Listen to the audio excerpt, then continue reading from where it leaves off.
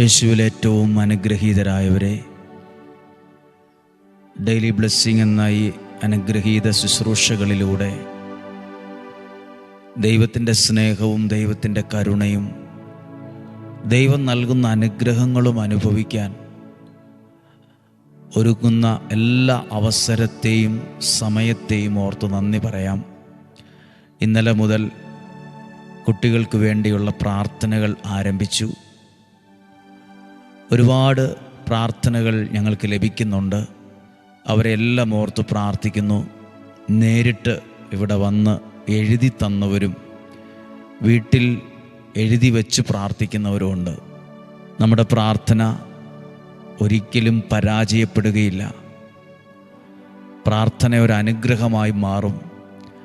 പ്രാർത്ഥിക്കുന്ന കാര്യങ്ങളിൽ ദൈവം ഇടപെട്ട ആനന്ദമുള്ള നിമിഷങ്ങൾ ദൈവം നമുക്ക് പ്രദാനം ചെയ്യും. ഈ ഒരു മാസം ഇന്നലെ മുതൽ കുട്ടികൾക്ക് വേണ്ടി പ്രാർത്ഥിക്കുമ്പോൾ പരീക്ഷയ്ക്ക് ഒരുങ്ങുന്നവരുണ്ട്, അതിനുവേണ്ടി തയ്യാറെടുക്കുന്നവരുണ്ട്, വിവിധ ഇൻ്റർവ്യൂ പാസ്സാകാൻ ശ്രമിക്കുന്നവരുണ്ട്, ഭാഷ പഠിക്കുന്നവരുണ്ട്. എല്ലാ ദേശത്തുള്ളവരെയും ഇവിടെയുള്ള ലഭിച്ച നിയോഗങ്ങൾക്ക് വേണ്ടി എല്ലാം പ്രാർത്ഥിക്കുകയാണ്.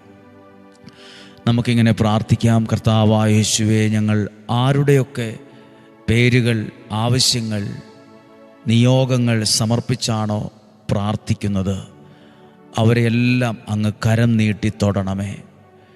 അവരുടെ എല്ലാം ജീവിതങ്ങളിൽ ദൈവ വെളിച്ചം ചെല്ലണമേ.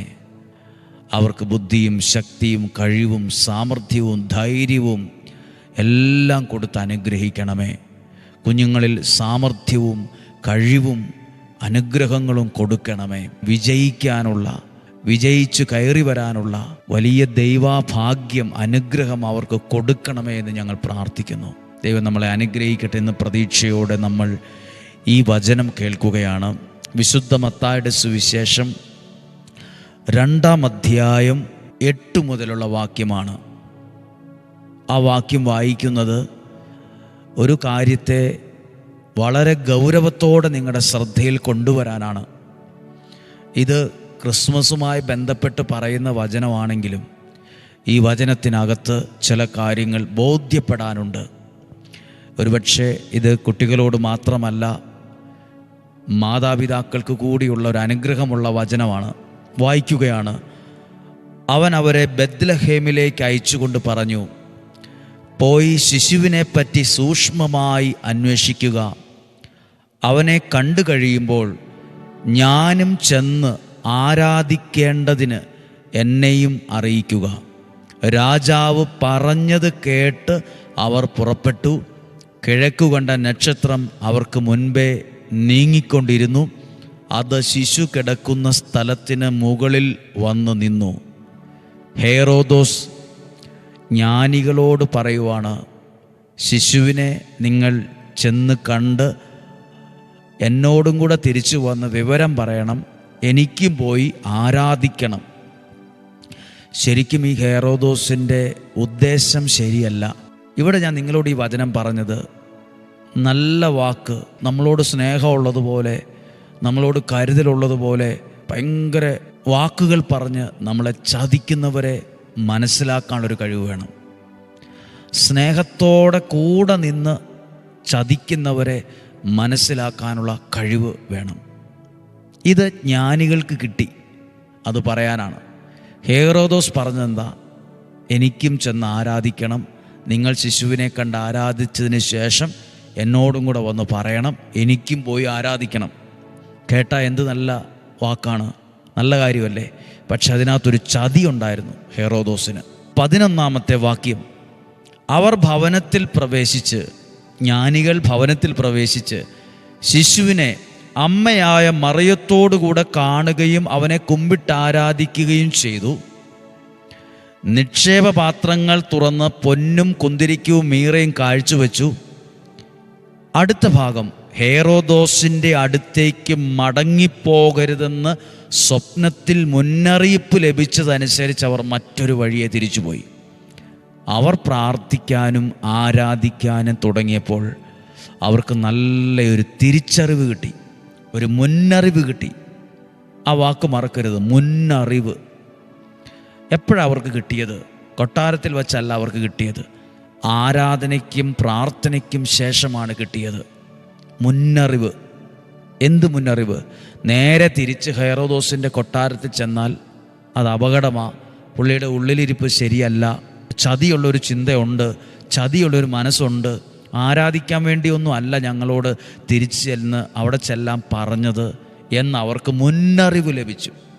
പ്രിയപ്പെട്ടവരെ, എന്തിനാണ് പ്രാർത്ഥിക്കുന്നത്, വചനം കേൾക്കുന്നത്, പ്രത്യേകിച്ച് ഈ കുഞ്ഞുങ്ങൾക്ക് വേണ്ടി ഒരു മാസം പ്രാർത്ഥിക്കുന്നത്? മുന്നറിവ് കിട്ടാൻ, ജീവിക്കേണ്ടതുപോലെ ജീവിക്കാനുള്ളൊരു കഴിവും പ്രാപ്തിയും കിട്ടാൻ, ചതി മനസ്സിലാക്കാൻ. ചിലപ്പോൾ നമ്മുടെ കൂടെ നിൽക്കുന്നവർ നമ്മൾ അന്ധമായി വിശ്വസിക്കും, ഭയങ്കരമായി സ്നേഹിക്കും, ഇത്രയും നല്ലൊരാൾ ഈ ലോകത്തിലില്ലെന്നൊക്കെ നമ്മൾ ചിന്തിക്കും. പക്ഷെ പിന്നീട് കുറേ കഴിയുമ്പോൾ അറിയും, ഇതൊരു ചതിയായിരുന്നല്ലോ, ഇത് ഭയങ്കര ചതിയിലാണല്ലോ ഞാൻ ചെന്ന് പെട്ടത്. ഈ ജ്ഞാനികൾ കൊട്ടാരത്തിൽ, അവർ ജ്ഞാനികളാണ്, സമൂഹത്തിലും രാജ്യത്തിലും വിലയുള്ളവരാ. കൊട്ടാരത്തിൽ വച്ചല്ല മുന്നറിവ് കിട്ടിയത്, ആരാധനയ്ക്ക് ശേഷമാണ്, പ്രാർത്ഥനയ്ക്ക് ശേഷമാണ് അവർ മറ്റൊരു വഴിയെ തിരിച്ചു പോയെന്ന്. പ്രിയപ്പെട്ടവരെ, ഈ മാസം നിങ്ങൾക്ക് വേണ്ടി ഈ ദിവസം മുതൽ പ്രാർത്ഥിക്കുമ്പോഴേ എല്ലാ കുഞ്ഞുങ്ങൾക്കും മുന്നറിവ് കിട്ടണം, നല്ല ബോധ്യങ്ങൾ വേണം, നല്ല സ്വഭാവം വളരണം, നല്ല ബന്ധങ്ങളുണ്ടാകണം, സാമർഥ്യമുള്ളവരാകണം, ചില കാര്യങ്ങളിൽ തിരിച്ചറിവ് വേണം, ചതിക്കുന്നവരെ നേരത്തെ പിടികിട്ടാൻ ഉള്ള കഴിവ് വേണം, ദൈവ കഴിവ്. കേവലം 10 മാർക്കിന് വേണ്ടി മാത്രമല്ല ഈ പ്രാർത്ഥിക്കുന്നത്, നിങ്ങളുടെ ജീവിതം ഒരു അനുഗ്രഹമാകാൻ, നല്ലൊരു വ്യക്തിത്വമുള്ളവരായി മാറാൻ. നിങ്ങൾക്ക് വേണ്ടി ഇങ്ങനെ പ്രാർത്ഥിക്കുമ്പോൾ ഞങ്ങൾക്കറിയാം നിങ്ങൾ വളരും, നിങ്ങൾ ശക്തിപ്പെടും, നിങ്ങളൊരു അനുഗ്രഹമായി മാറും, നിങ്ങളുടെ ജീവിതത്തിൽ നല്ല തീരുമാനങ്ങളുണ്ടാവും, ഒരു ചതിയിലും ചെന്ന് ചാടില്ല. നിങ്ങൾക്ക് അന്നേരം പിടികിട്ടും, മനസ്സിൽ പിടികിട്ടും, ഈ ഉള്ളിലിരിപ്പ് ഈ വ്യക്തിയുടെ ശരിയല്ല, ഈ ചതിയാണ്, ഇത് വഞ്ചനയാണ്, അതിനകത്ത് എന്തോ ഒരു പ്രശ്നമുണ്ട്, നല്ല ഉദ്ദേശമല്ല പുള്ളിയുടെ. ഇതൊക്കെ നമുക്ക് പിടികിട്ടും. ജ്ഞാനികൾക്കിത് മനസ്സിലായി. ആരാധനയും പ്രാർത്ഥനയും കഴിഞ്ഞപ്പോൾ അവർ മറ്റൊരു വഴിയെ. പ്രിയപ്പെട്ടവരെ, നിങ്ങൾ കുഞ്ഞുങ്ങൾക്ക് വേണ്ടി പ്രാർത്ഥിക്കുമ്പോൾ മാതാപിതാക്കൾ പറഞ്ഞ് പ്രാർത്ഥിച്ചേ. നിങ്ങളുടെ കുഞ്ഞുങ്ങളും പ്രാർത്ഥനയും വചനം കേൾക്കാനും ആരാധിക്കാനും പ്രാർത്ഥിക്കാനും ഒക്കെ തുടങ്ങുമ്പോൾ അവർ സ്കൂള് പഠനം കഴിഞ്ഞ് കോളേജിൽ പോകും, ഹോസ്റ്റലിൽ നിൽക്കും, വേറെ രാജ്യങ്ങളിൽ പോകുമായിരിക്കാം. അവിടെയെല്ലാം പല പല ആളുകളെ കാണും, മിണ്ടും, പരിചയപ്പെടും.